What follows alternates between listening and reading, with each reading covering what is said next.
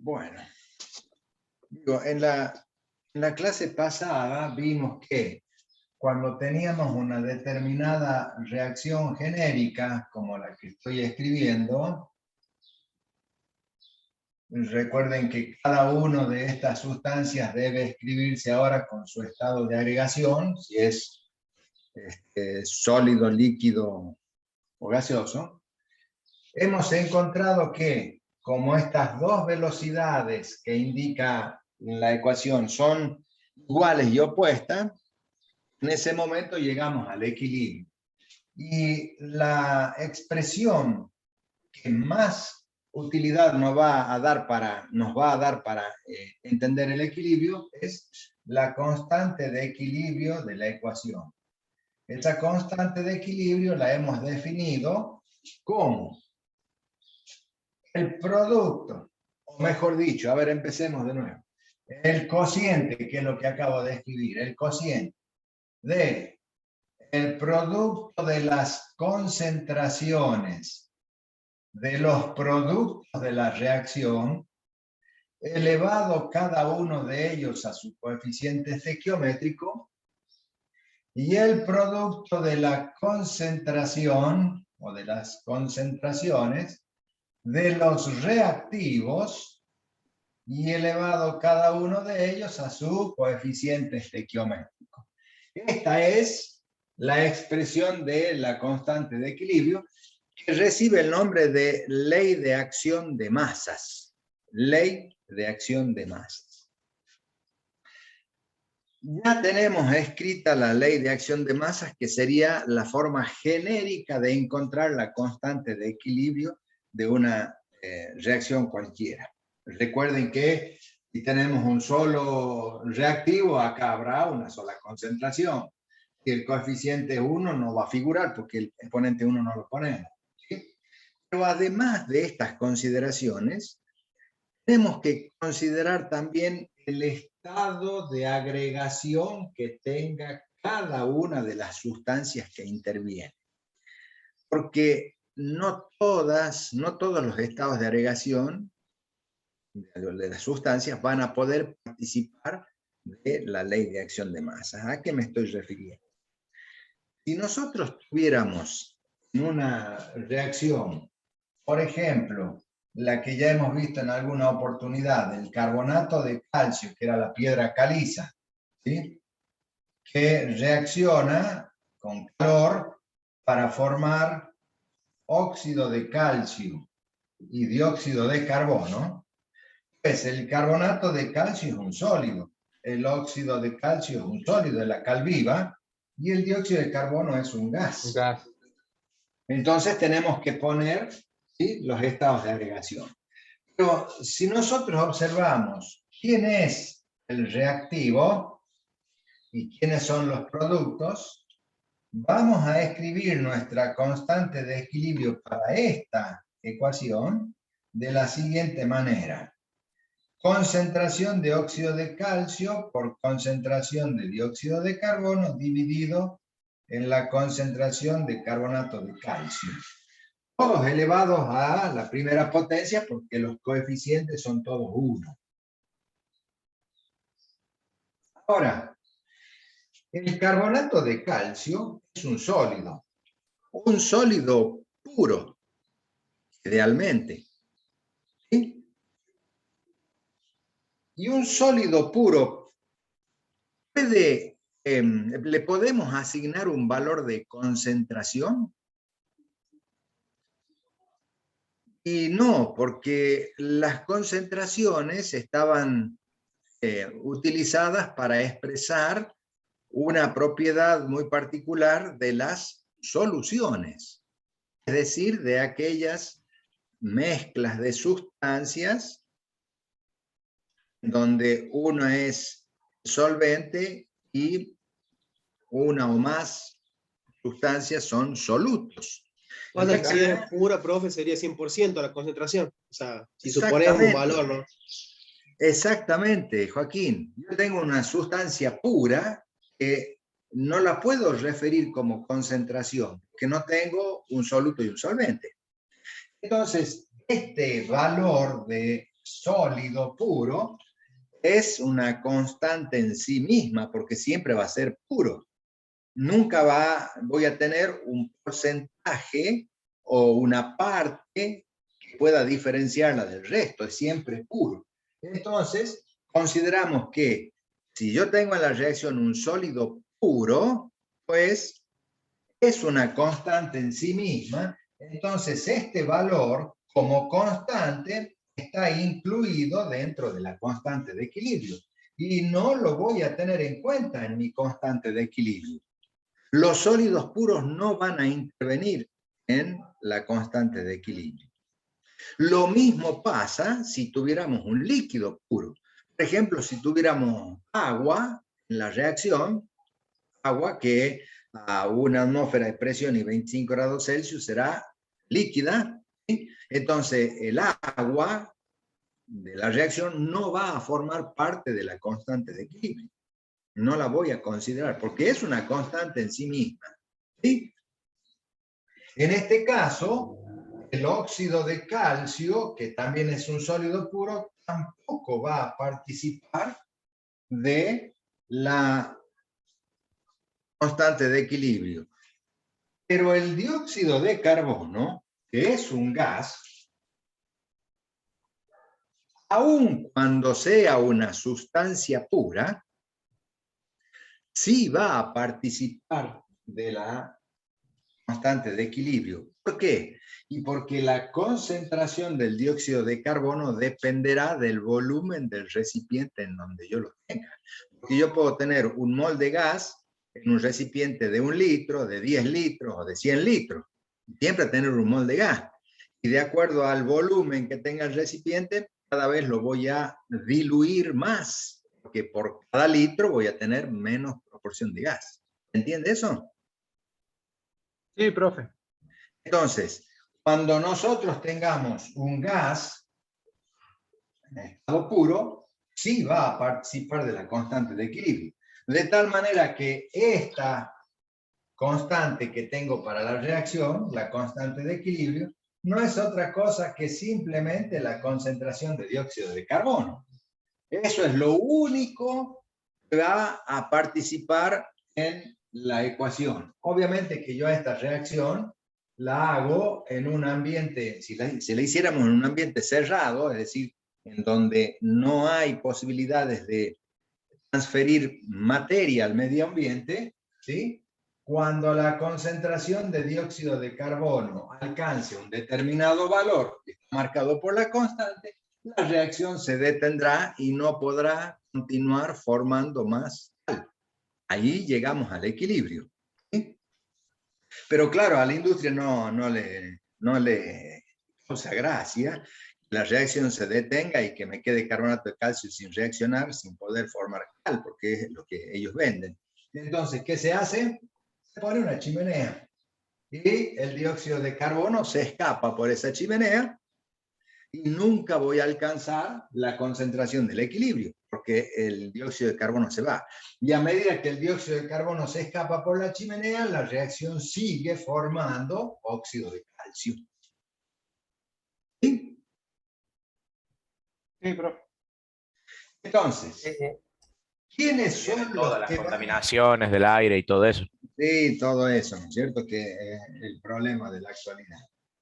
A ver, de la ley de acción de masas, de esta ley de acción de masas, sólidos y líquidos puros no intervienen. ¿Quiénes son los que van a intervenir en la constante?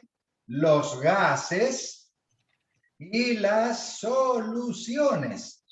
Porque recuerden que en algunas circunstancias nosotros trabajamos con soluciones, y ya lo están viendo ahora en esta geometría con soluciones, y nosotros ponemos, por ejemplo, cloruro de sodio y entre paréntesis AC. ¿Qué significa? Solución acuosa. ¿Sí?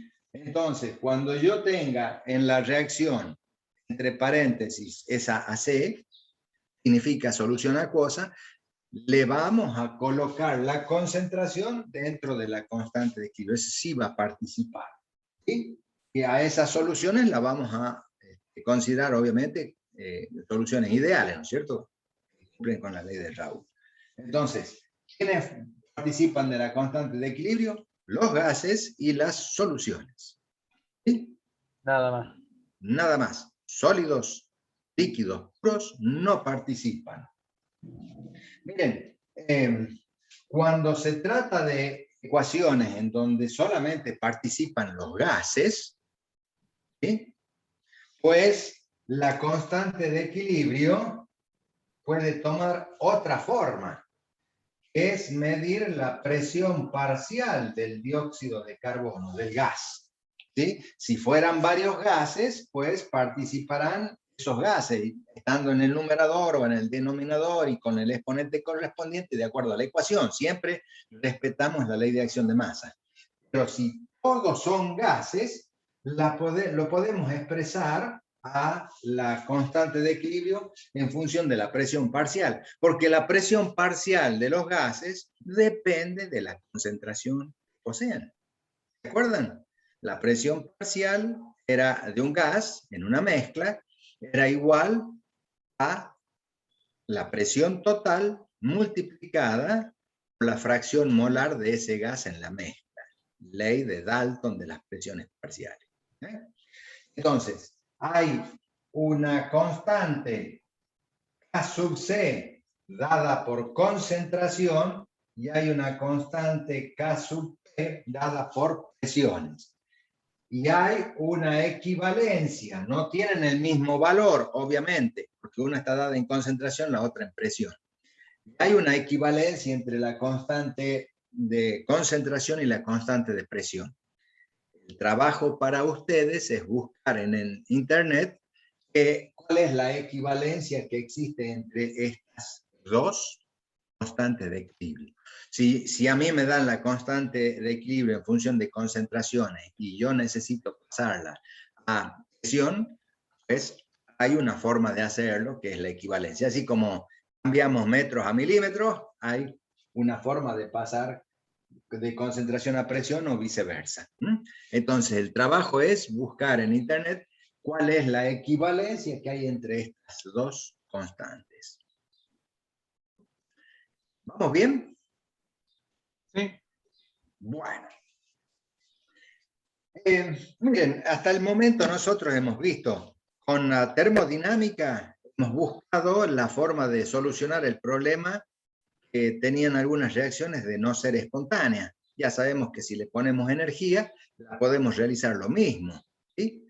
Así como elevamos el agua al techo, bueno, a una reacción no espontánea la puedo hacer reaccionar como yo quiera, siempre y cuando pongamos la energía suficiente. Y después vimos la velocidad. De acuerdo a la ley de velocidad, que era la relación que tenía la velocidad con la concentración de la sustancia, determinábamos, ¿no es cierto?, de qué manera influía la concentración de reactivos o de productos en la velocidad de una reacción. Lo hacíamos a través del orden de reacción y determinábamos una velocidad para la reacción que también la podíamos manejar desde afuera a través del uso de catalizadores, ya sea catalizadores positivos o negativos, ¿no? Que podían ser homogéneos, heterogéneos, pueden ser específicos o no específicos. Y acá en el equilibrio lo que estamos viendo es, de acuerdo al valor de la constante, cuánto de producto voy a obtener, porque dijimos que si la constante tenía un valor numérico cercano a 0, es decir, si tendía a 0, muy poco producto se iba a producir en condiciones estándar y la reacción se detenía porque se llegaba al equilibrio. En cambio, para constantes elevadas, y valor numérico elevado, que tiende a infinito, era muchísimo el producto que obteníamos. Y si llegábamos a tener una constante de valor infinito, nosotros decíamos, todos los reactivos pasan a ser producto. No me queda nada de reactivo, todo es producto. Entonces, hay una serie de valores, infinitos valores entre el 0 y el infinito, en donde muchísimas reacciones ocurren, llegando al equilibrio antes de que se consuman los reactivos, dependiendo del valor de constante. Y a veces uno quiere que la reacción continúe y de qué manera podemos nosotros modificar el estado de equilibrio para que digamos, esa reacción continúe. Pues acá vemos una forma, ¿no es cierto?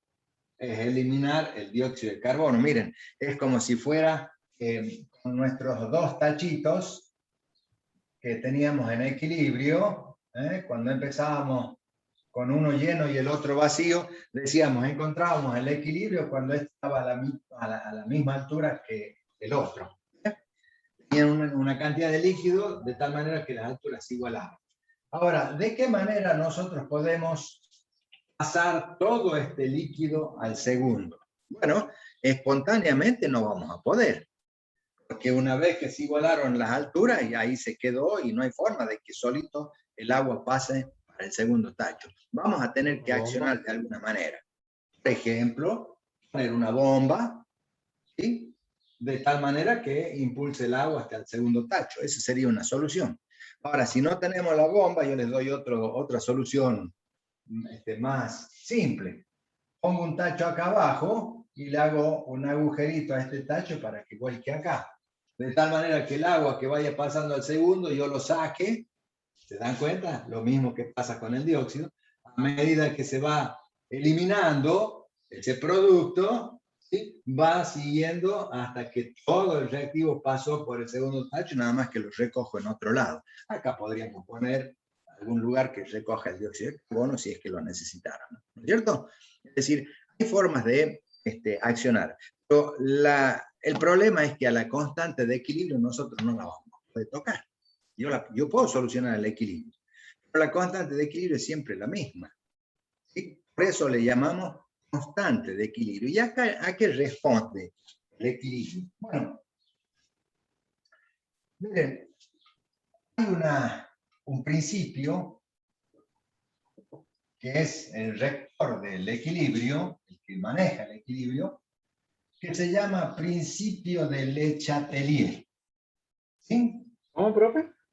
Ahí se los escribo para que lo puedan escribir ustedes. Es el nombre de un francés. Principio de Le Chatelier. Le Chatelier. Para los franceses, que tiran la trucha para decir Le Chatelier. Entonces, ¿qué nos dice el principio de Le Chatelier? Miren, es tan importante esto de Le Chatelier que tiene, así como a la entropía le dimos un sentido filosófico también. Hemos dicho que la entropía aumentaba constantemente, que nunca podíamos regresar en un proceso real al mismo estado ordenado original. Entonces, cada instante de la vida es irrepetible, nunca más vamos a regresar a ese lugar. En el principio del Le Chatelier también hay una interpretación que va a afectar a la vida de todo el ser humano. Ya lo vamos a hacer así, interpretación. Veamos qué dice el principio de Le Chatelier, cómo lo aplicamos, y ahí vamos a solucionar el tema. Dice Le Chatelier, se los cuento al principio, ¿no es cierto?, de forma teórica, y después vamos a ir despacito aplicándolo para ver cómo resulta. Dice Le Chatelier, cuando un sistema, cualquiera, físico, químico, se encuentra en equilibrio y una fuerza externa lo saca de ese estado de equilibrio, el sistema reacciona automáticamente y en forma espontánea, reacciona en contra de esa fuerza que lo desequilibra, de tal manera de volver a un nuevo estado de equilibrio, que no siempre es el mismo original, otro estado de equilibrio. Pero en ese nuevo estado de equilibrio, la constante sigue teniendo el mismo valor. Ese es el tema. Nosotros no modificamos la constante, modificamos el estado de equilibrio, ¿sí? lo vamos a ver en un sistema físico y después lo vamos a llevar a un sistema químico para que veamos una reacción química, para que veamos cómo actúa el principio de Le Chatelier. Yo les había puesto en la clase pasada el ejemplo de ese bowl, un tazón, estaba muy limpito y que estaba sentado sobre la mesa, ¿no? Y pusimos una bolita en un extremo, podía ser este, podía ser aquel, podía ser en cualquier lugar del bowl, y lo soltábamos. Entonces dijimos que la bolita iba a ir y volver, estaba limpito la pared de vidrio, y al último, en el equilibrio, la bolita va a ubicarse en la parte más baja de ese bowl, es decir, en donde la energía potencial es cero respecto de la mesa. Se sacaba de encima toda la energía potencial que tenía cada bolita y espontáneamente buscaba un estado de equilibrio que era de menor. Pero ahora, una vez que está en el equilibrio, yo a este bowl lo voy a mover, ¿sí? Le voy a poner el dedo acá y lo voy a tirar de tal manera que ahora ya no va a estar en el lugar original, sino que, a ver si me sale el dibujo, va a estar puesto aquí. ¿Sí? De esta posición la hemos llevado a la nueva posición. De tal manera que esta bolita está ubicada acá. ¿Qué le pasa? Empezar a descender, digamos, moverse. Sale de su estado de reposo. Muy bien. Entonces, busca de nuevo estar en equilibrio, pero en otro lugar. ¿Sí? Miren, apliquemos lo que dice Le Chatelier. Lo que dice Le Chatelier es que si un sistema en equilibrio es afectado por una fuerza externa, es decir, alguien le está aplicando una fuerza para sacarlo del equilibrio, y fíjense el sentido físico que le estoy dando al término, porque nosotros dijimos que la sumatoria de la fuerza y de los momentos era igual a cero en el equilibrio, ¿no es cierto? Para la física. Bueno, sí. Si nosotros a ese sistema en donde la sumatoria de la fuerza y la sumatoria de los momentos es igual a cero, le agrego una fuerza, pues lo desequilibro. Que esa fuerza agregada, no estoy diciendo que le estoy poniendo un par de fuerzas que están opuestas e iguales, no, una sola fuerza lo desequilibra el sistema. Pues, en realidad la fuerza que desequilibró este sistema no es la mano que lo llevó al bowl acá, porque mi sistema en realidad es la bolita es la que está en equilibrio. Lo que yo le produje a la bolita es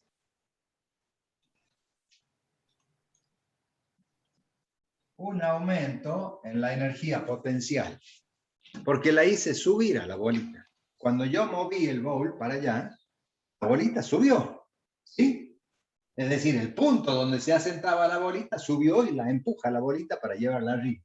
Entonces, lo que yo hice fue entregarle energía potencial. Esa es la fuerza externa que lo desequilibró al sistema, a la bolita.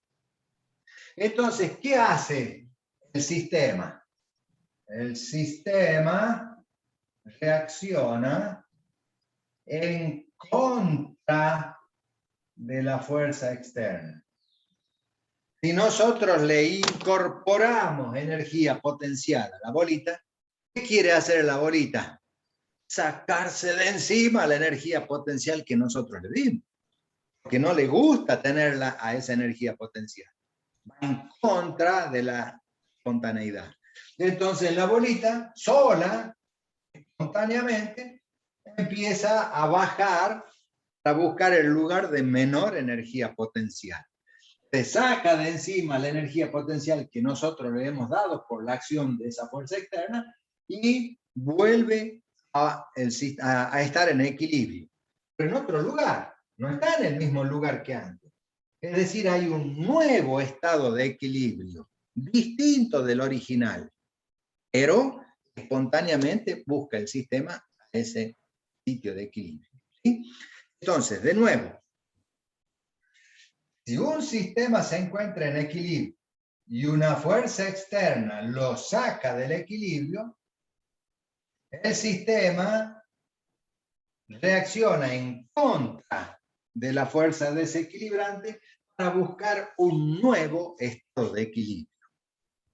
¿Entiende con el ejemplo qué es lo que dice Le Chatelier? Sí, profe, se entendió perfectamente. Entonces, en vez de verlo acá en este sistema físico, lo podríamos aplicar a nuestra ecuación. Acá, la reacción. ¿Sí? Nosotros sabemos que la constante de equilibrio para esa reacción no era otra cosa que la concentración de C a la C por D a la D, como ya lo hemos escrito, sobre A a la A y B a la B, ¿no? Tengo la constante de equilibrio. Supongamos que nosotros tenemos a este sistema, a esta reacción química, en equilibrio. Ya está en el equilibrio. Nosotros la desequilibramos por agregado de A. Agregamos al sistema A. A mí siempre me gustó pensar en el equilibrio comparándolo con una balanza de dos platos, esa que tiene el fiel que marca el cero cuando está en equilibrio, dos platos. Entonces, si nosotros tuviéramos una balanza de dos platos, ahí están los dos platos, y acá tengo reactivos y acá tengo productos, y está en equilibrio porque el fiel está marcando justo el cero de la escala, está la balanza en equilibrio, y nosotros le agregamos reactivo A, ¿qué le pasa a esa balanza ahora? Y debería seguir en equilibrio, porque también va a aumentar el producto, ya que por ley de conservación de la masa. Lo primero que pasa, Joaquín, ¿qué sería cuando yo agrego A? Para que lo veamos y lo podamos seguir paso a paso al proceso. Iba a haber más reactivo en un principio. Cuando yo agregue A, la balanza se va a desequilibrar. Sin lugar a dudas. Es decir, va a haber una fuerza externa que desequilibra al sistema. Esa reacción deja de estar en equilibrio y esa cantidad de A ha causado un desequilibrio. Pero el sistema, ¿qué va a hacer? Va a reaccionar en contra de la fuerza externa. ¿Cuál fue la fuerza externa? El agregado de A. ¿De qué manera va a reaccionar el sistema? Sacando A. Pero claro, a A no lo puedo sacar de la reacción porque ya está adentro mezclado. ¿Cómo reacciona el sistema para eliminar A? A este sentido de la reacción lo aumenta, de tal manera que ahora el agregado de A reacciona con B para formar C y D. Entonces, saco un poco de los reactivos que tengo y lo paso a ser producto. Entonces la balanza vuelve a equilibrarse. ¿Tengo la misma cantidad de reactivos y productos que originalmente? No, porque nosotros agregamos A, quedó A ahí, una parte de A de lo agregado quedó, pero la otra parte fue sacada para producir producto de tal manera que volviera a equilibrarse la balanza. Es decir, que las concentraciones ahora son diferentes, no son las originales, son otras. Pero esas otras concentraciones son tales que si A aumentó, B debe disminuir para que este producto tenga un valor adecuado cuando estos aumenten. ¿Sí? A ver, supongamos que yo tenga 10 en el numerador y 100 en el denominador. Ese 100 que sea el producto de 25 por 4. 10 sobre 25 por 4. Si yo aumento a 25 y lo llevo a 50, pues acá tendré que tener un 2 para tener siempre 10. Pero resulta que cuando yo agrego esto, aumenta el numerador. Y ahora ya no tengo 10, tengo 20. Entonces acá debo tener otro valor. ¿Sí? De tal manera que me dé siempre 0,1. ¿Cuánto tengo que tener para que me dé 0,1? Y abajo tendré que tener 4, de tal manera que 20 por 50 por 4 sea 200, y acá 20, y me queda lo mismo que 10 sobre 100. ¿Se dan cuenta cómo van variando los valores de las concentraciones para que con otros valores distintos de los originales nosotros podamos tener el mismo resultado numérico de la constante? Porque aunque yo cambie las condiciones de la reacción, el equilibrio se va a lograr de la misma manera con el mismo valor de constante. Cambiarán estos números, todos estos números podrán cambiar, pero van a cambiar de tal manera que se respete el resultado de la constante de equilibrio. ¿Es el mismo estado? No, es diferente, porque antes tenía 10 y tenía 100, ahora tengo 20, tengo 200. O sea que son cosas diferentes, pero el valor numérico de la constante no ha cambiado. Profe, por Sí. ejemplo, ahí en ese caso sería especial nomás, porque B en ese caso no disminuyó, sino que se mantuvo también constante. No hizo falta que disminuyera. Sí, Sí. En vez de 20 pongamos 15 acá, ¿no es cierto? Y ponemos 15 acá, 15, acá tendremos 15 y acá tendremos 3, de tal manera que acá tengamos 150, y ahí han variado todas. Y 15 sobre 150, 0,1. ¿Entiende? Sí, profe.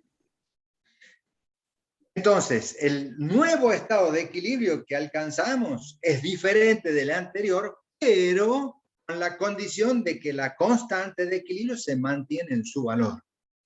Se modifican todos los valores de concentraciones de tal manera que no tengamos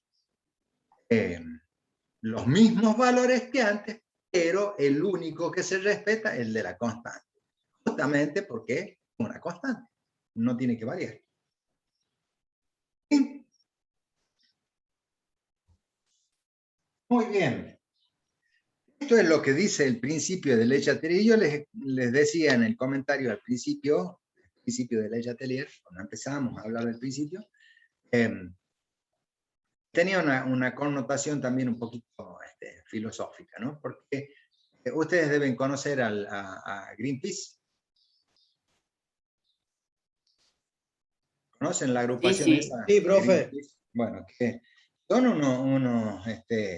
unos loquitos, porque por ahí se exceden las formas en que actúan. Yo estoy en contra de que avasallen la propiedad privada, ¿no es cierto? Por ahí se suben a un barco y es una piratería o un secuestro, ¿sí? Esas cosas no. Una vez rayaron las placas de NASCAR.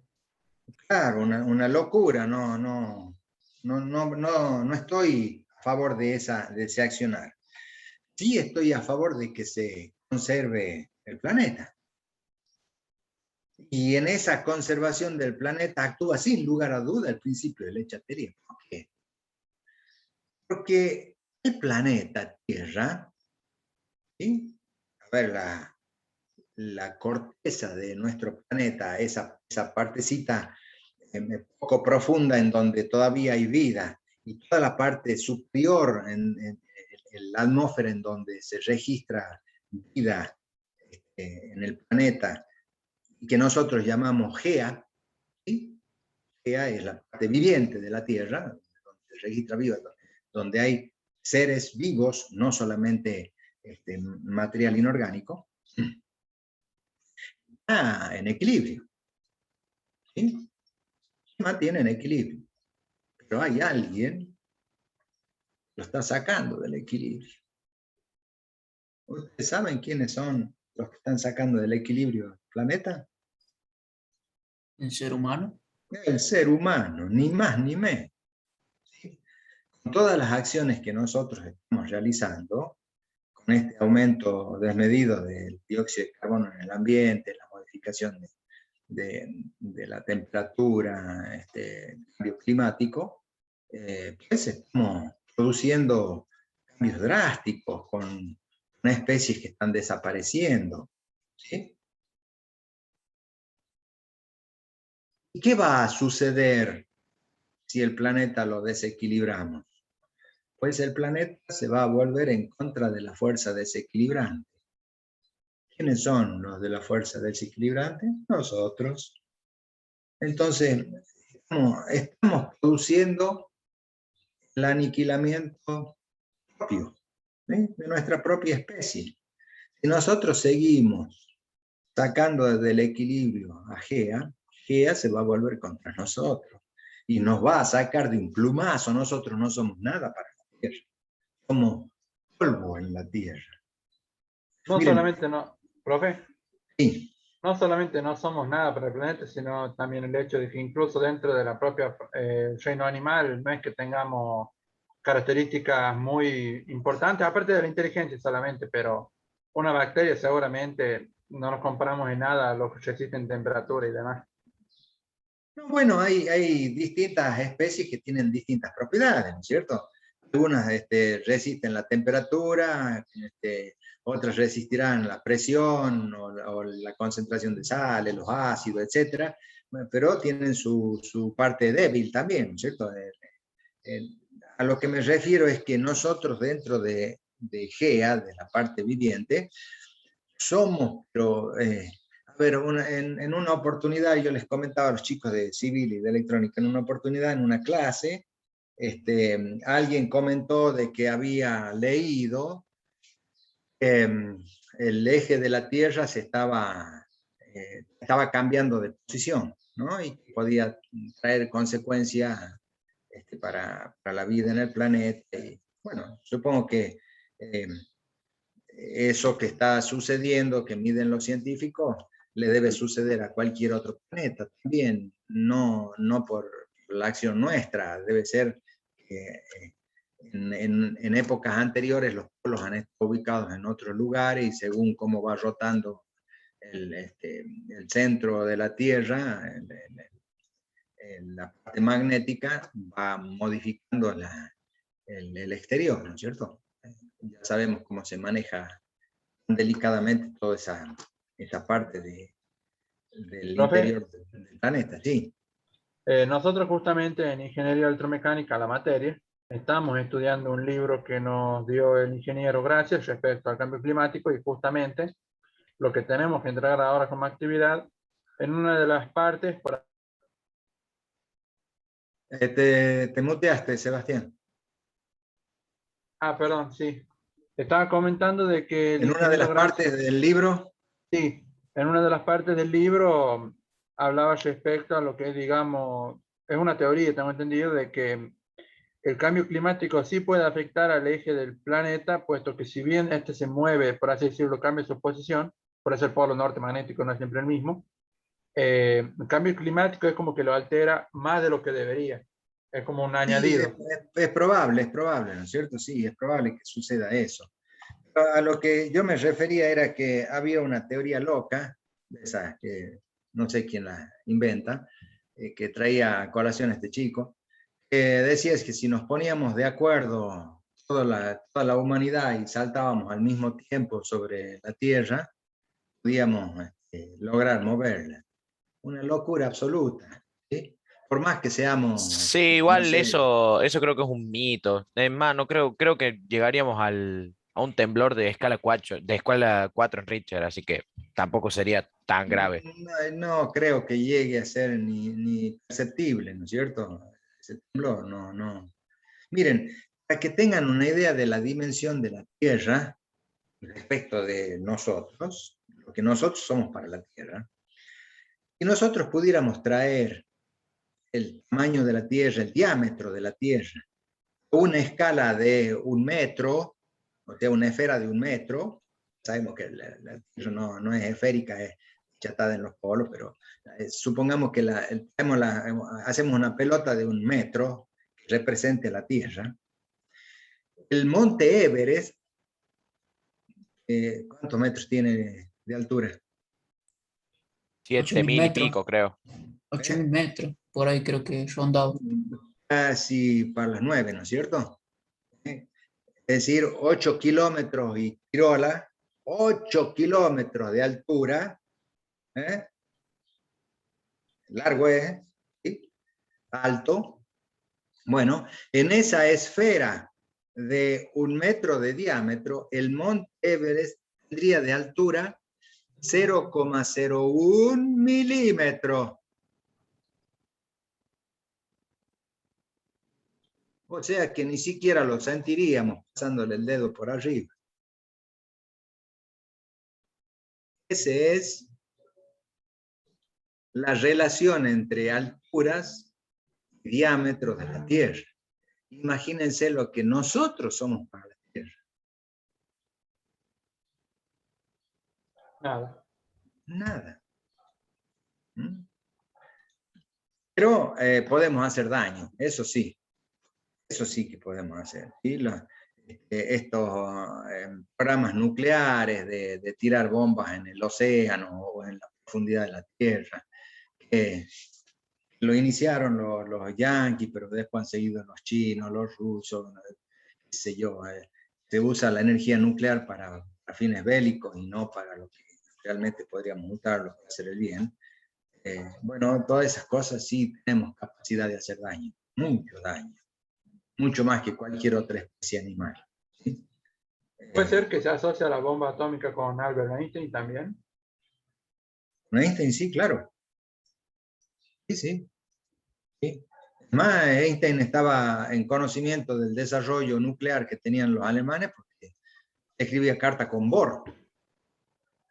¿Sí? Bohr estaba en Alemania, era el que dirigía el desarrollo nuclear en Alemania, y Einstein emigra a los Estados Unidos, y bueno, él es el que pone en alerta de que había un desarrollo nuclear y bueno, se toma la determinación de empezar a hacer el desarrollo en Estados Unidos, porque esa ha sido la primera carrera bélica.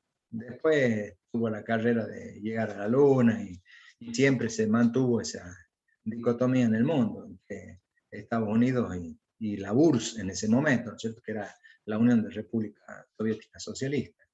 Ahora ha quedado desmembrado en Rusia nada más y los otros países ya están fuera de la Unión. Pero en ese momento era esa carrera, a ver quién lograba primero utilizar la energía nuclear, ¿no?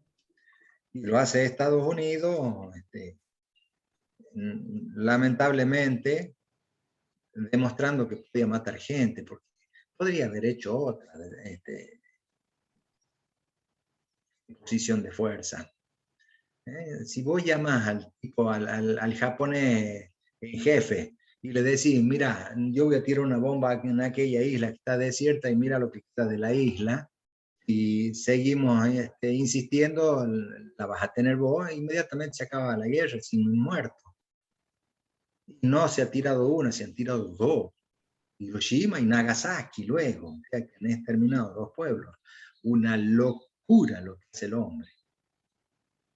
Se justifican diciendo de que se han tirado esas bombas para que se termine la guerra y evitar más muertos.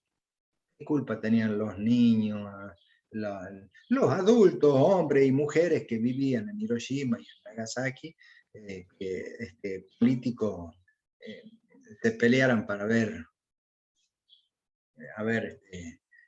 estamos grabando, si no diría barbaridades, ¿no es cierto? Pero no tenía sentido la muerte del hombre por el hombre para demostrar fuerza nada más.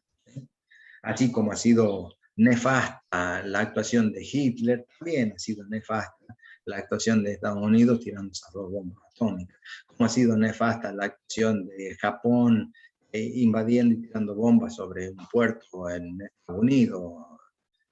Esa ambición del hombre por decir esto es mío, nos lleva a estas cosas, ¿no es cierto? No. Bueno, va a ser. Lo importante es que de toda la historia podamos sacar y aprender de esas lecciones. Nos hacen ver que no somos nada, nada, absolutamente nada, ni en este mundo y menos en el universo. Y con lo que venimos, así como venimos, así nos vamos, no nos llevamos nada, nada. Hasta la ropa más vieja nos ponen para enterrar. Bueno, está para otro momento la discusión de estos temas, ¿no? Pero importante verlo a Le Chatelier de esta manera, que nos está avisando, muchachos, no molestemos a lo que está en equilibrio, porque si somos nosotros los desequilibrantes, el sistema se va a volver contra nosotros. Así que a tenerlo en cuenta. Bueno, a ver, ya que conocemos al equilibrio así completamente, podríamos hablar sobre cuáles son los factores que afectan, que modifican al equilibrio. Ya conocemos uno, es la cantidad de reactivos o de productos. Si yo agrego reactivos o productos, lo voy a modificar al equilibrio. Voy a ir a otro estado de equilibrio. Lo que no modifico es la constante, modifico el estado de equilibrio. ¿Sí?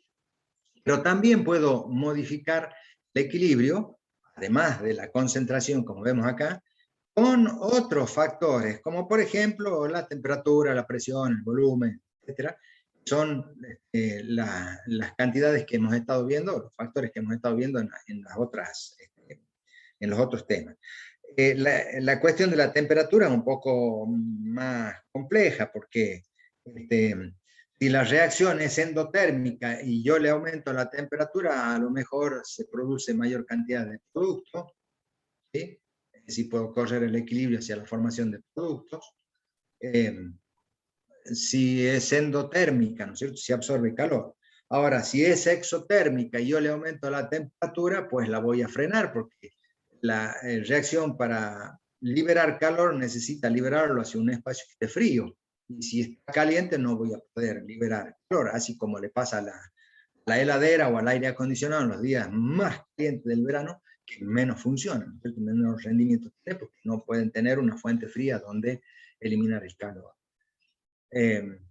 Bueno, la presión y el volumen, ya sabemos que los que son afectados en realidad son los gases y no los sólidos o los líquidos, porque ahí no hay variación de volumen por más presión que podamos hacer. Y hay una pregunta que yo les quiero hacer en este momento. Porque en la clase pasada, cuando vimos cinética, hablamos de los catalizadores, ¿se acuerdan? Los catalizadores eran los que modificaban la velocidad de la reacción. La presencia de un catalizador en una reacción química, ¿afectará el estado de equilibrio?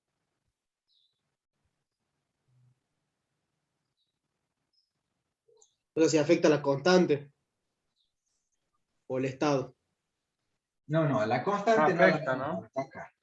El estado de equilibrio. El estado de equilibrio. ¿Lo modifica? No. Y yo creo que no, porque no estamos agregando materia, digamos, no es que estamos interviniendo en la estequiometría. Bueno, los catalizadores, como condición, es que no intervengan en la estequiometría, o sea que reactivos y productos tendrían la misma cantidad, sí es cierto. O sea que, de ese lado, por cantidad de materia, no afectarían al equilibrio. Si yo retraso o acelero la reacción, ¿modifico el estado de equilibrio? Miren, con nuestra bolita en el bowl de nuevo, ¿sí? Cuando el bowl estaba limpito, de que yo le pasaba el dedo y hacía chillido al vidrio, la bolita iba y volvía, hice yo las veces que dio vueltas a la bolita hasta que llegó al equilibrio acá, ¿sí? Un rato largo pasó hasta que toda la energía potencial que tenía acá, transformada en cinética para ir y volver, y potencial, y cinética, potencial, está jugando ahí, pero hay rozamiento y se va disipando de a poco la energía hasta que se disipa completamente y queda acá. Si nosotros a este sistema le agregáramos, lo embadurnamos a todo el vidrio con aceite, ¿sí? lo bañamos de aceite y pongo la bolita ahí y la largo, ¿qué va a hacer la bolita? Y va a empezar a rodar despacito hasta que cuando llegue ahí se quedó porque ya no tiene fuerza para subir. O sea que aunque lo desaceleremos, igual va a llegar al estado de equilibrio. Claro, va a llegar al mismo estado de equilibrio, pero mucho más rápido. Es decir, que el aceite podría considerarlo yo como un catalizador positivo, ¿no es cierto? Que no tengo que esperar que vaya y vuelva. No, no, llegó hasta ahí y ahí se quedó. Llegó rápidamente al equilibrio. A ver, el catalizador lo que ha hecho es solamente modificar la velocidad, pero el lugar del equilibrio sigue siendo el mismo. O sea que no afecta al equilibrio el catalizador. ¿Sí? El catalizador solamente actúa a nivel de velocidad, de rapidez de la reacción, pero no tiene acción sobre el equilibrio. ¿Estamos de acuerdo? Sí, profe. Sí, profe. Muy bien. Bueno, ya hemos visto termodinámica, que me resuelve el problema de la espontaneidad de la reacción. Si el delta G es negativo, la reacción es espontánea. El delta G es positivo, no es espontáneo, es al revés. Si es cero, está en equilibrio. Hemos resuelto el problema de la velocidad, hemos hablado de la ley de velocidad, o sea, de la dependencia que tiene esa velocidad respecto a la concentración de los reactivos, que lo vemos en el orden de la reacción, en el exponente que encontrábamos, y que podemos manejarlo a la velocidad de acuerdo al uso del catalizador para llevar la velocidad al valor que nosotros queremos. Por último, el equilibrio químico, que a partir de la constante de equilibrio me está diciendo el valor de la constante de equilibrio, cuánto de producto podemos obtener en esa reacción cuando es espontánea. Con esto estamos cerrando esta parte de la química que es la parte de las leyes que manejan a la química, no solamente a la química, hemos visto que son leyes que sirven para todos los fenómenos físicos, químicos, biológicos, etc. Todos responden a las mismas leyes. Nada más que nosotros le hemos dado una aplicación en la química.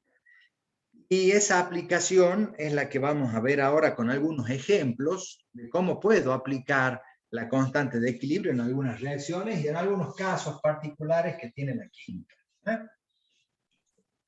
Vamos a comenzar el desarrollo de una nueva unidad. Quiero llegar hasta el mismo punto en donde hemos tenido el desarrollo con los chicos de civil y electromecánica, si nos ponemos a la par. Empezamos el desarrollo de la segunda parte de esta unidad que se llama equilibrio en solución. ¿Sí?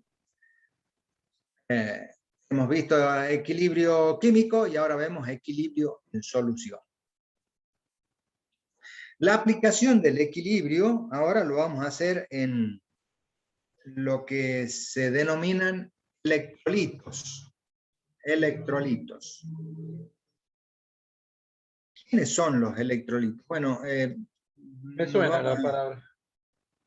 La palabra electrolito, electro es electricidad, lito viene de litis, es ruptura. ¿Sí? Ruptura. O sea, aquellas sustancias que se rompen por la electricidad e incluso quedan en solución con cargas eléctricas. Miren, esta teoría de los electrolitos fue desarrollada por un amigo nuestro, creo que ya alguna vez lo hemos nombrado. Svante Arrhenius.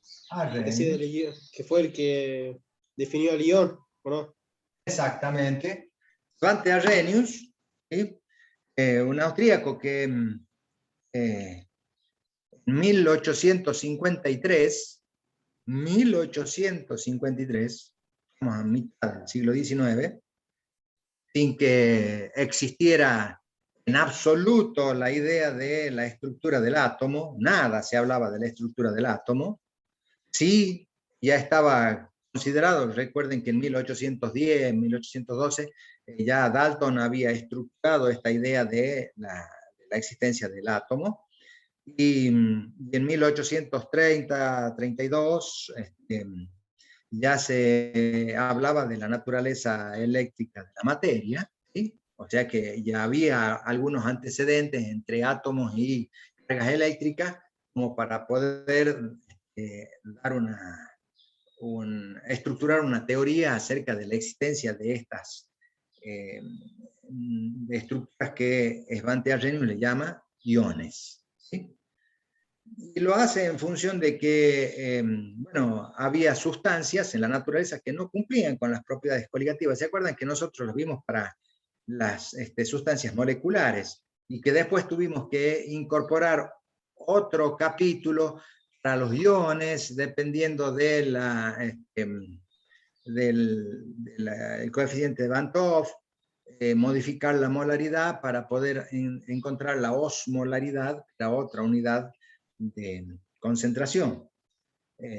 Estaba dada de acuerdo a la cantidad de iones que se disociaba a la sustancia que nosotros disolvíamos en solución, ¿sí?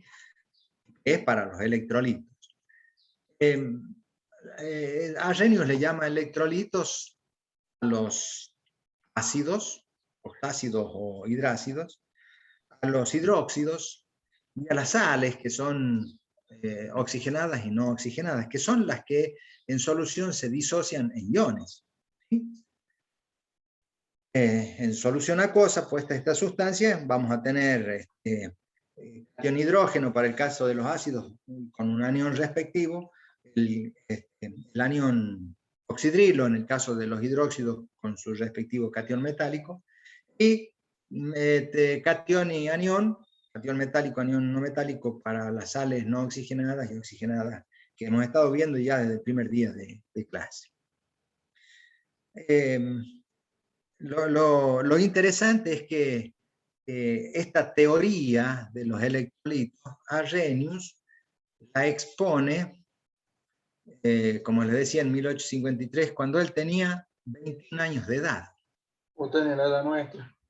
Ajá, 21 años tenía. Y estaba rindiendo su tesis doctoral en química, ¿sí? ¿Sí? Es decir, había ya completado su carrera de grado y estaba haciendo el doctorado, y ya lo terminaba el doctorado porque estaba rindiendo su tesis doctoral. ¿Cuántos años tenía, profe? 21. Ah, tranqui, 21. Un niño prodigio, ¿no es cierto? Era, así como ha sido Mozart para la música, Arrhenius en la ciencia, en la química, ¿no es cierto? Ha sido un niño precoz. Era famoso en la universidad en Inglaterra, era famoso porque todo el mundo estaba pendiente de lo que hacía Arrhenius. Imagínense ustedes, un chico de 21 años, estaba por rendir su tesis doctoral, todo el mundo estaba pendiente de lo que hacía este niño. Y estaba rindiendo frente a 5 viejitos carcamanes, así como yo ya, eran los profesores que tenía, doctores obviamente, que querían saber qué trabajo había hecho Arrhenius. Y Arrhenius empieza diciendo, bueno, existen sustancias que no han sido estudiadas y que cuando entran en solución se disocian en partículas que yo he llamado iones. Y a las partículas positivas yo les llamo cationes porque son atraídas por el cátodo. Al tener carga positiva, la atrae el cátodo que tiene carga negativa. Y a los que tienen carga negativa les llamo aniones porque son atraídos por el ánodo, que es el electrodo de carga positiva. Pero tienen la particularidad de que si nosotros evaporamos el solvente, la volvemos a unir a esas cargas eléctricas, recuperando la sustancia original, que tienen carga neutra, porque cada vez que se disocian aparecen la misma cantidad de cargas positivas que negativas. Los 5 tipos estos se miraban y decían, ¿de qué está hablando este chico? Tanto que cuando termina la exposición de su tesis, uno de los doctores le dice a Arrhenius, mire, Arrhenius, en honor a su popularidad y al desarrollo de su trabajo, que todos conocemos acá en la universidad, todo lo que ha trabajado y ha demostrado que es capaz, no le podemos negar el título de doctor. Usted es doctor, tiene el título de doctor, pero le recomendamos que revise el trabajo que nos ha presentado. ¿Sí? Lógicamente, en ese momento nadie hablaba de semejantes cosas. 2021. O sea que estamos a 170 años de aquel evento. Y ahora dentro de 2 años vamos a cumplir 170 años de la tesis doctoral de Arrhenius, y todavía seguimos usando la teoría de los electrolitos de Arrhenius, de ese chico de 21 años.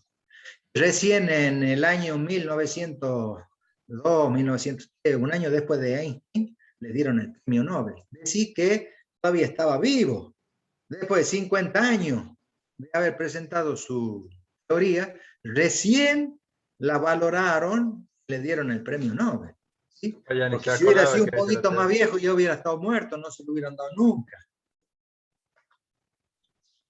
Miren ustedes el tiempo que tardó la comunidad científica en aceptar esta teoría, que fue absolutamente revolucionaria. ¿Profe? Sí. Pero es que no tenían interés, por así decirlo, en lo que estaba proponiendo el chico, digamos, en ese momento. No, la comunidad científica trabaja así. Cuando hay alguien que propone una revolución, todo el mundo lo frena diciendo, momentito, primero veamos si es cierto, hay que hacer toda una serie de experiencias, de experimentos para corroborar que todo lo que se dice sea realmente como se dice, que se dé la lógica, y recién se la acepta. Miren lo que le pasa a Einstein. Einstein dijo que cuando hubiera un eclipse íbamos a ver las estrellas en otra posición distinta a la que las veíamos durante la noche. ¿Sí? Porque resultaba que el Sol modificaba la trayectoria de la luz. Cuando decíamos, no, la luz siempre viaja en línea recta. Y Einstein decía, no, la luz también es modificada por la gravedad de las estrellas. Y nosotros, si pudiéramos ver las estrellas de día, no las podemos ver por el sol tapa, ¿no es cierto?, el reflejo de las estrellas, veríamos las estrellas en otra posición distinta a la que las vemos de noche, porque de noche nosotros vemos la otra parte del cielo, no donde está el sol, ¿cierto? Y la luz viaja de una manera diferente que cuando pasa por cerca del sol. Nosotros la vemos antes de que pase por el sol. Y cuando después de muchos años hubo un eclipse total y los astrónomos pudieron observar el cielo, dijeron, Einstein tenía razón. O sea, no lo aceptaron a Einstein ahí nomás. No vayan a creer que la ciencia funciona de esa manera. A alguien se le ocurre algo y dice, ah, qué bien, todo el mundo contento. No, al contrario. Todo el mundo empieza a buscarle la quinta pata al gato. Así funciona la cuestión. ¿Sí? Supongo yo que desde el advenimiento de Don Popper, en el siglo XX, que Popper dijo que todas las teorías eran falsables, es decir, tenían validez siempre y cuando no se encontrara un hecho que la derribara, ¿no? Esa es la teoría de la falsación clásica de Popper. Y bueno, sigue siendo así en la actualidad, ¿cierto? Es todas re las difícil teorías ser nuevas. científico entonces. ¿Cómo? Es re difícil ser científico entonces. No es difícil ser científico. Lo difícil es que los demás científicos acepten lo que uno dice. Porque todo el mundo quiere saber si es cierto y lo quiere hacer y le pone 1000 barreras para ver si realmente lo que uno dice es cierto o no. Y bueno, así pasó con Arrhenius. Así lo trataron también, ¿no es cierto? Momentito, este chico nos está diciendo algo que nadie lo ha dicho. Nadie lo ha dicho, nadie hablaba de esas cosas. Y este chico viene a presentar algo que una invención absoluta. Tenía razón, Arrhenius, así funcionaba. Nada más que, bueno, después con el advenimiento de la teoría de la estructura atómica, se hizo algunas correcciones de forma sería, en la parte matemática que desarrolló Arrhenius, la seguimos usando igual, la misma. Nada más que hubo que hacer algunas correcciones teóricas en la expresión de las reacciones, porque lo que él suponía que existía en realidad no existe. no es posible de acuerdo a la teoría de la estructura atómica. Ya lo vamos a ver cuando veamos pH en la próxima unidad. Ahí vamos a hablar un poquito sobre estas correcciones que se le hicieron a la teoría de Arrhenius. Ahí, obviamente, a medida que la ciencia va avanzando, se van cambiando algunos aspectos teóricos. Por ejemplo, a Mendeleev le pasa lo mismo, ¿cierto? Mendeleev ordena los elementos de acuerdo a la masa que tenían, y después viene Moseley y le dice, no, en realidad lo tendría que haber acomodado de acuerdo al número atómico, así no hay que hacer ninguna intervención, ¿no es cierto?, en las tres inversiones que tiene la tabla periódica. Vale lo mismo. Pero digamos, la invención por sí misma fue de Mendeleev, no fue de Moseley. Moseley le aplicó la nueva teoría a la estructura que ya había dado Mendeleev. Bueno, la historia de Arrhenius es espectacular. Si alguna vez tienen ganas de leer alguna de las historias de vida, busquen la de Arrhenius porque es muy interesante, ¿no? Bueno, ya sabemos, gracias a Arrhenius, de la existencia de estas sustancias que llamamos electrolitos. Aquellos que en solución acuosa se ionizan, ¿no? Y la teoría de Arrhenius hablaba de estas sustancias, de los iones, de los cationes, de los aniones. Él decía que la cantidad de cargas eléctricas que se producían eran las mismas, independientemente de la cantidad de iones que se produjeran. Por ejemplo, si nosotros tenemos el hidróxido de calcio y lo ponemos en solución, un solo catión y dos aniones. Sin embargo, el catión tiene dos cargas positivas y los dos aniones tienen una carga negativa cada uno, de tal manera que la carga neta es cero. Es decir, siempre se producen cantidad de cargas que se anulan, independientemente de la cantidad de iones que se produzcan. Él decía que era reversible el proceso de la ionización. Hoy nosotros diríamos, no. La termodinámica me enseñó a través de la entropía de que no hay ningún proceso reversible. Siempre vamos al desorden. Nunca puedo regresar al mismo orden que tenía antes, ¿cierto? Lo que Arrhenius quería decir era que si yo ponía hidróxido de sodio en el agua y después le quitaba el agua, regresaba a tener hidróxido de sodio ya no ionizado en solución, sino de nuevo como sólido, ¿sí? Obviamente que los oxidrilos unidos a cada catión calcio eran distintos, estaba desordenado, pero la sustancia era la misma. Se revertía la disociación. Se obtenían sustancias que estaban con una entropía mayor, pero obteníamos la misma sustancia. Desde ese punto de vista, la palabra reversible se podría aplicar, ¿no?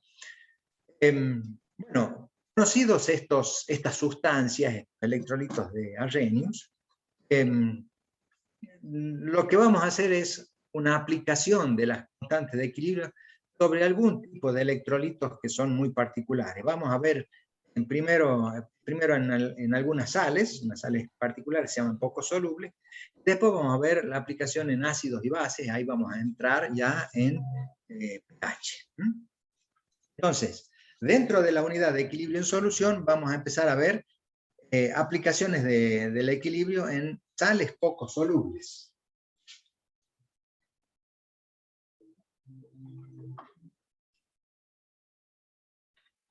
Sales poco solubles. Nosotros hemos estado viendo algunos ejemplos como el del cloruro de sodio.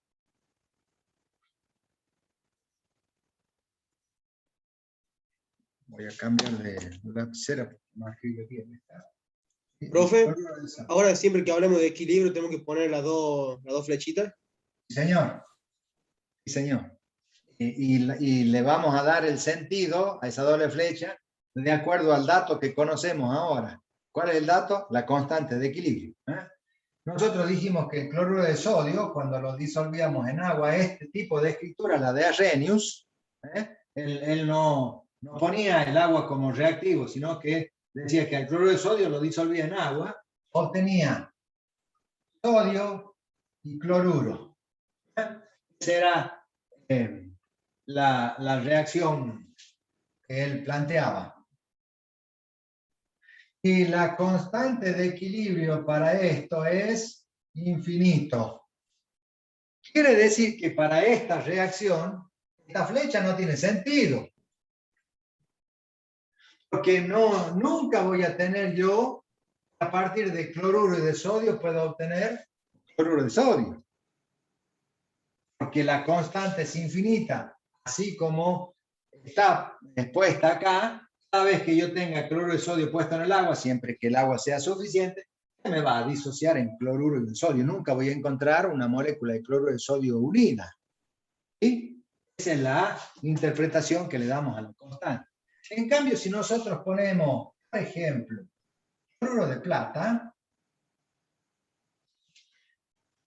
esto se disocia en el catión plata y el anión cloruro.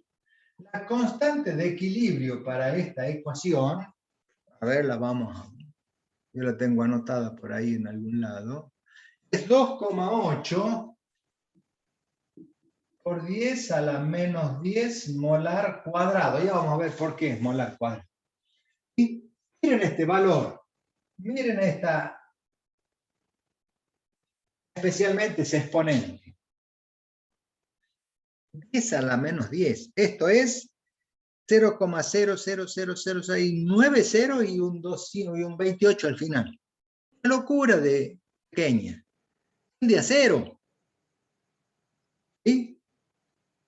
De tal manera que en realidad esta flechita es apenas chiquitita y esta flecha es un flechón.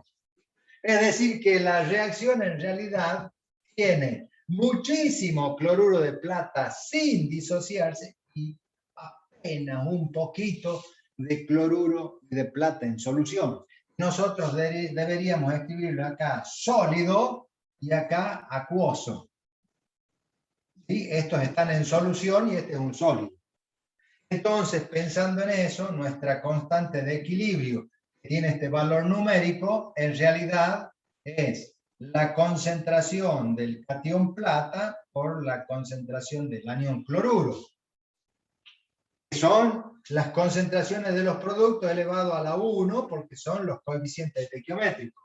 Y no pongo el reactivo en el denominador. ¿Por qué? Porque es sólido. Es un sólido puro. ¿Sí? Y esta constante de equilibrio vale 2,8 por 10 a la menos 10 molar cuadrado. Ah, claro, como es concentración molar por concentración molar, ahí entiendo que me dé molar cuadrado esta constante. Y tiene un nombre muy particular, se le llama KPS. Y todas las sales poco solubles, como el cloruro de plata, presentan una constante que le llamamos KPS, que significa constante del producto de los iones solubles, o constante producto de solubilidad. La constante es el producto de la concentración de los iones solubles. Ahí está. Por eso se le llama KPS. ¿Vamos bien hasta acá? Sí, profe. Sí, profe. Muy bien. A ver, si nosotros colocáramos una determinada cantidad de cloruro de plata en un volumen determinado de agua, nosotros sabemos que pero muy poquito de lo que hemos puesto se va a disolver en el agua para formar plata y cloruro, y que apenas tengamos una concentración tal de plata y de cloruro adecuada para que su producto alcance este valor, inmediatamente deja de solubilizarse el cloruro de plata, ¿sí? Porque ya hemos alcanzado las concentraciones del equilibrio. ¿Cuánto es la concentración de cloruro que tengo en el equilibrio? ¿Cuánto vale esto? ¿Sí? ¿Qué valor tiene la concentración de cloruro en el equilibrio? Bueno, si yo tengo esta expresión matemática, que medio difícil va a ser que podamos encontrar la concentración de cloruro o de plata, porque tengo dos incógnitas en una sola ecuación. Pero no tenemos que desesperarnos porque tenemos la estequiometría de la reacción. Y la estequiometría nos está dando datos muy útiles, porque acá, aunque no lo veamos, hay un 1 y hay un 1. ¿No es cierto? Esto es, cada vez que una molécula de cloruro de plata se disocia y entra en solución, es porque tengo la misma cantidad de cloruro que de plata. Porque aparece uno de plata, uno de cloruro. Entonces puedo decir, por estequiometría, que la concentración del catión plata es igual a la concentración del anión cloruro. ¿Sí? Esto por estequiometría. Entonces, en esta expresión matemática, yo puedo reemplazar la concentración de plata por su igual, que es la de cloruro. Entonces, de acá puedo escribir que la concentración de cloruro, que es la de plata, por la concentración de cloruro es igual a 2,8 por 10 a la menos 10 cuadrado. Y ahora tengo una sola incógnita porque he reemplazado la otra en función de la primera. Y esto será concentración de cloruro al cuadrado, que yo voy a pasar como índice de raíz de 2,8 por 10 a la menos 10 molar al cuadrado. Y cuando saquemos molar cuadrado afuera de la raíz, va a quedar molar, que es la concentración de cloruro. ¿Cuánto es esto? A ver, ustedes que tienen calculadora ahí a mano.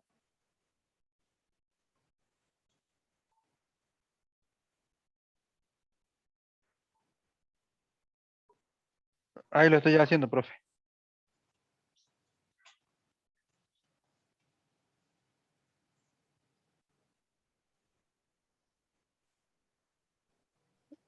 $1,67.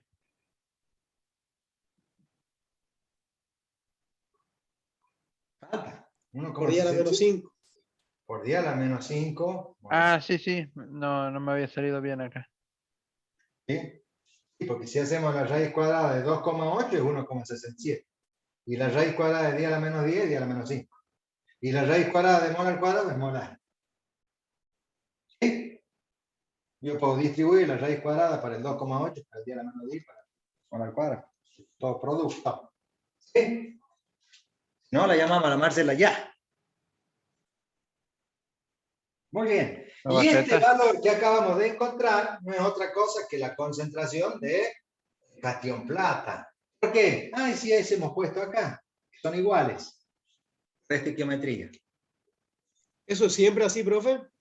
Sí, así es. Si yo tengo en la solución, en el agua, yo disuelvo cloruro de plata, cuando el catión plata y el anión cloruro alcancen la concentración de 1,67 por 10 a la menos 5, de tal manera que el producto de ambos me dé 2,8 por 10 a la menos 10, es decir, el valor de KPS, inmediatamente deja de disolverse el cloruro de plata en el agua. ¿Por qué? Porque ya estamos en el equilibrio.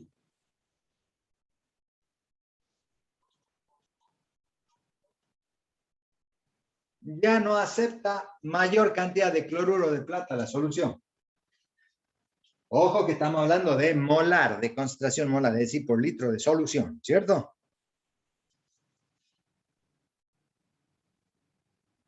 Bien. Y en vez de tomar al cloruro de plata, ¿lo han copiado? ¿Puedo borrar?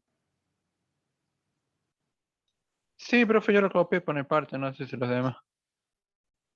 Si en vez de tener cloruro de plata, para hacer el cálculo nosotros tuviéramos otra sal, yo he sacado el KPS de otra sal que es el fluoruro de calcio.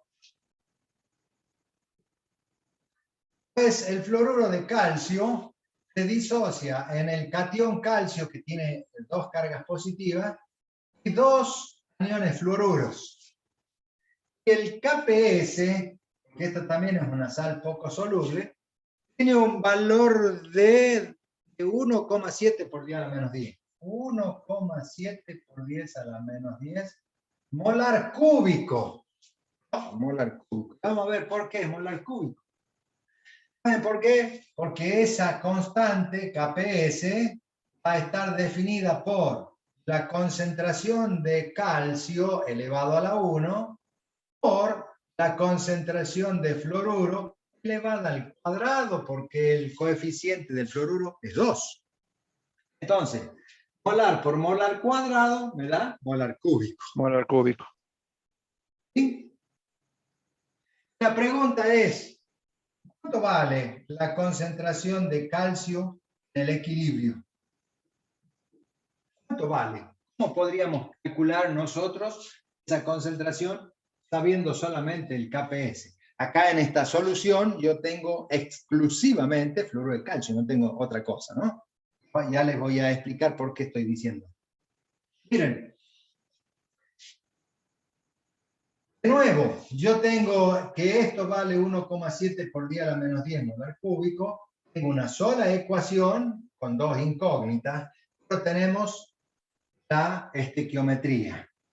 La estequiometría acá me está diciendo que para tener la misma concentración de calcio que de fluoruro, ¿qué debería hacer yo?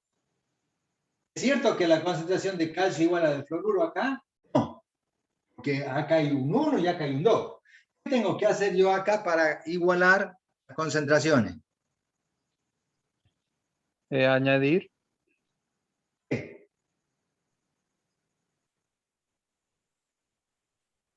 Añadir del que tenga menos, por así decirlo, para poder igualarlo. Sí, perfecto.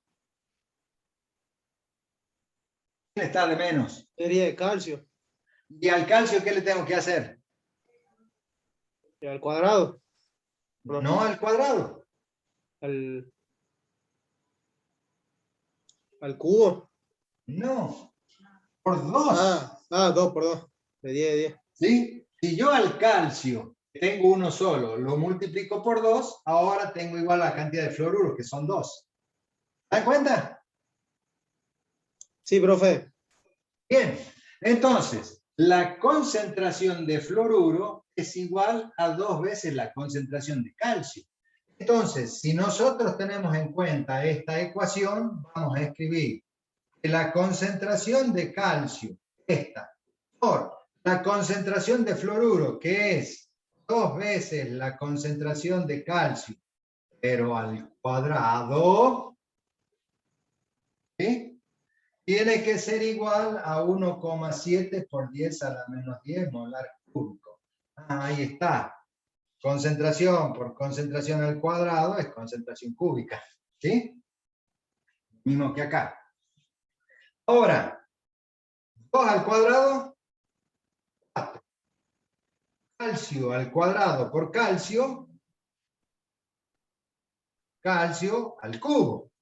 Y esto es 1,7 por 10 a la menos 10 molar cúbico. ¿Vamos bien? Sí, profe. Si a este 4 lo paso dividiendo y a este cubo lo pongo como raíz cúbica, ya puedo encontrar la concentración de calcio. A ver, el calculista.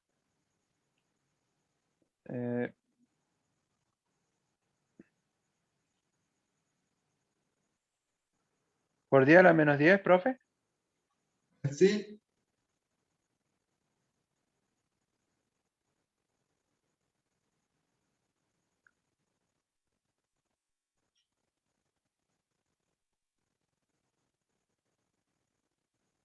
Me da 6,52. 0,00. ¿Cuánto? A mí me dio 6,52 redondeado porque es 51,9 por 10 a la menos 6. Perdón, hice mal la raíz cuadrada, puse yo, raíz cúbica, perdón. Profe, a mí me dio 0,000751.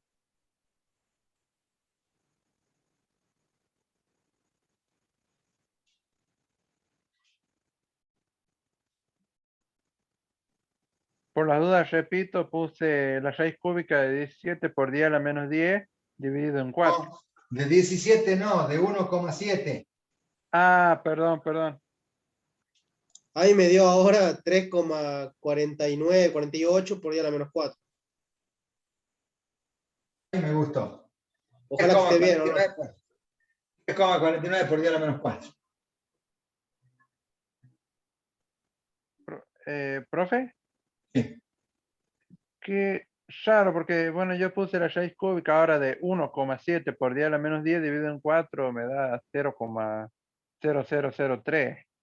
Y bueno, 40. 0,0003, ahí al correr la coma te da 10 a la menos Cierto, 4. tengo que llevar anotación científica. Claro. Listo, perfecto. Ahí está, perfecto. ¿Sí? Y si esta es la concentración de calcio, ¿cuánto es la concentración de fluoruro? El doble de eso. El doble de esto, es decir, 6,98 por 10 a la menos Sí. 4. Porque hemos dicho que el fluoruro es el doble de la de calcio. ¿Se dan cuenta cómo puedo yo obtener a través de la constante la concentración en el equilibrio? Sí, profe. Perfecto. ¿Qué hora es? Ya son las 8. ¿Me dan? ¿Qué tienen ahora? A las 9 tenemos electromecánica. Bueno, entonces, ¿me dan un tiempito para hacer un ejercicio más y con eso terminamos? Sí, por lo menos por un parte no hay De problema. 10, Sí, profe. sí. Bueno, quiero hacer este ejercicio que nos queda, este único ejercicio, para que puedan apreciar el significado real de la modificación del equilibrio, pero no de su constante, ¿no es cierto? Cómo se modifican las concentraciones en el equilibrio, cómo el sistema busca nuevos estados de equilibrio, modificando las concentraciones, pero sin modificar la constante. Supónganse ustedes que tenemos en un recipiente una solución que tiene cloruro de plata. Es decir, tengo cloruro y plata en el equilibrio. ¿Se acuerdan que el KPS para el cloruro de plata valía 2,8 por 10 a la menos 10 molar cuadrado? ¿Cierto? O sea que yo ya tengo el sistema, el primero que hicimos, lo tengo acá, 1 litro de solución que contiene cloruro de plata en equilibrio. Y a esto nosotros le vamos a agregar nitrato de plata, de tal manera que voy a tener 0,1 molar final en la solución cuando yo lo agregue al nitrato de plata. Resulta ser que la constante para el nitrato de plata, la constante de equilibrio, es infinita. Muy soluble. Todo lo que yo ponga de nitrato de plata aparece acá como plata y como nitrato. ¿Sí?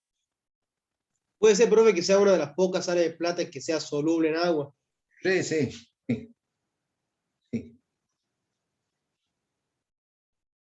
La pregunta es, después del agregado del nitrato de plata, ¿cuánto vale la concentración de anión cloruro que yo tenía en la solución?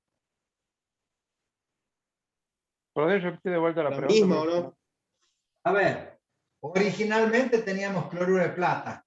Ya hemos visto que era 1,67 por 10 a la menos 5, algo así, o 1,68 Sí, por ahí. de cada uno, ¿cierto? De plata y de cloruro.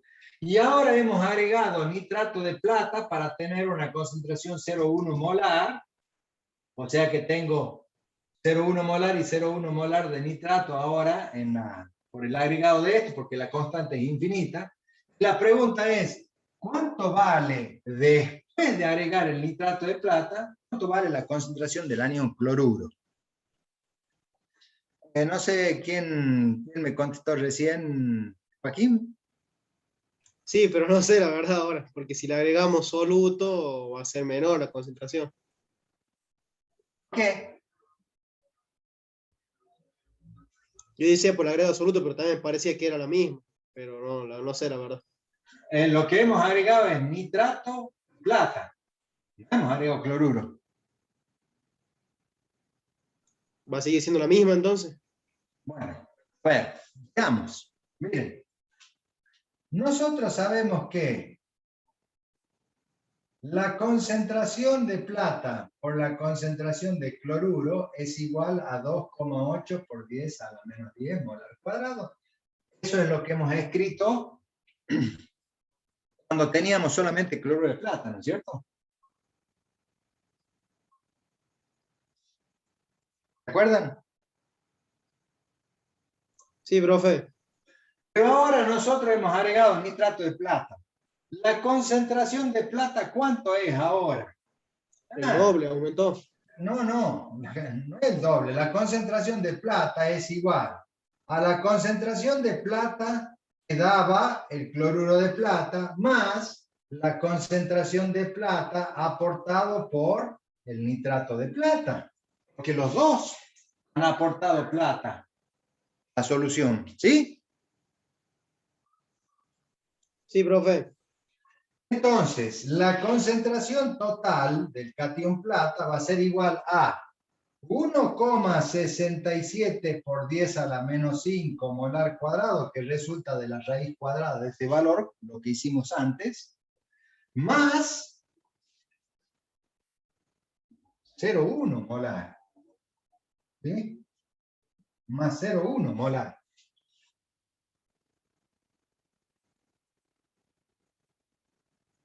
Borré el molar cuadrado porque era la raíz cuadrada de esto, ¿cierto? 1,67. Esto es el aportado de cloruro de plata y esto es lo aportado por nitrato de plata. ¿Cuánto da esa suma?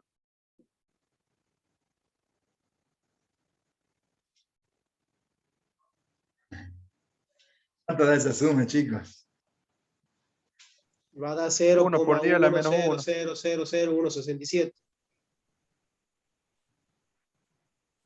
Un número bastante pequeño que básicamente notación A mí me da científica. 0,1 molar, che. Miren, yo les voy a Y da decir 0,1000. 0,1 más 0,0000167.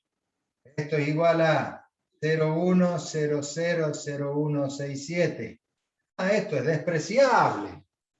Me da 0,1. Porque miren el orden que tiene este número. Es que, profe, justo hoy vimos cálculo diferencial y entonces como que no despreciamos nada. Es todo el verdad. número. No, pero acá estamos usando una balanza. Entonces los números, miren, de este orden de una décima respecto a una 10.000 milésima, o una 100.000 milésima, es absolutamente despreciable. Me quedo con este número porque lo que sigue después es 000. ¿Sí? Entonces, con esta ecuación, que es la del KPS, la de la constante que no varía, yo voy a decir que la concentración de cloruro, esto, va a ser igual a 2,8 por 10 a la menos 10 molar cuadrado, dividido en 0,1. ¿Puede bajar la cámara, profe?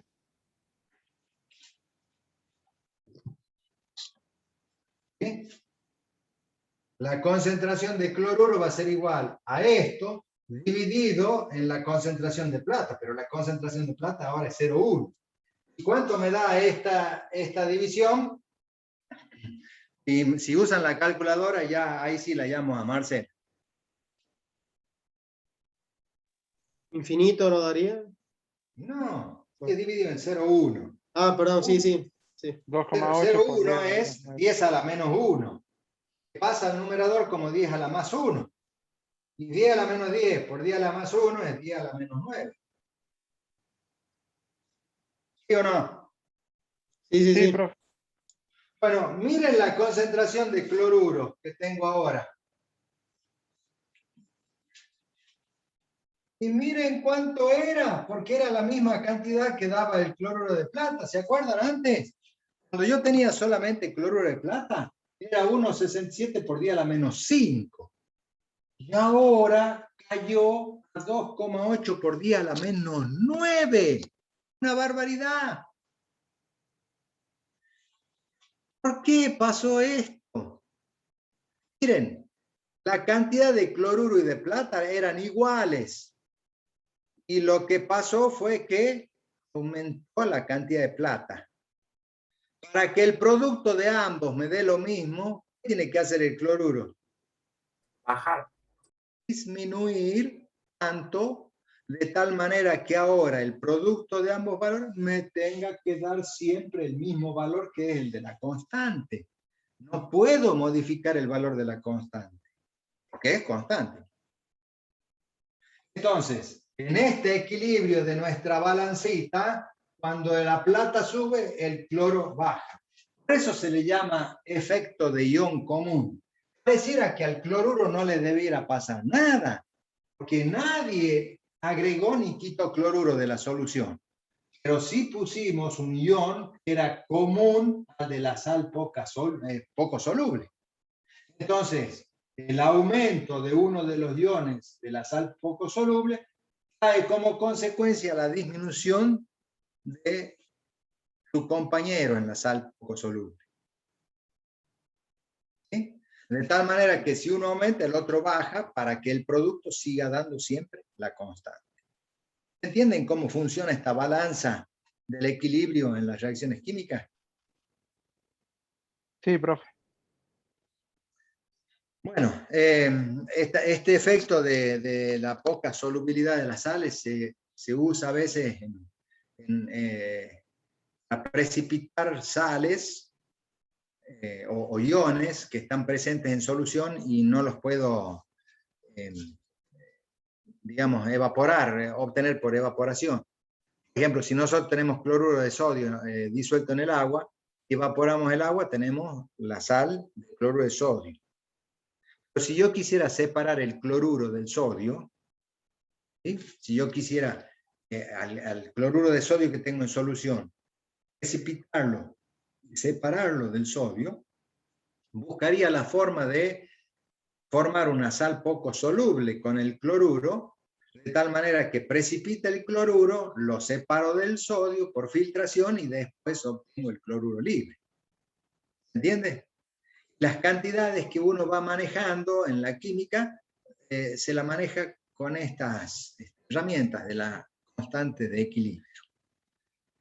Hemos visto la aplicación de la constante de equilibrio en este tipo de sales que se llaman poco solubles.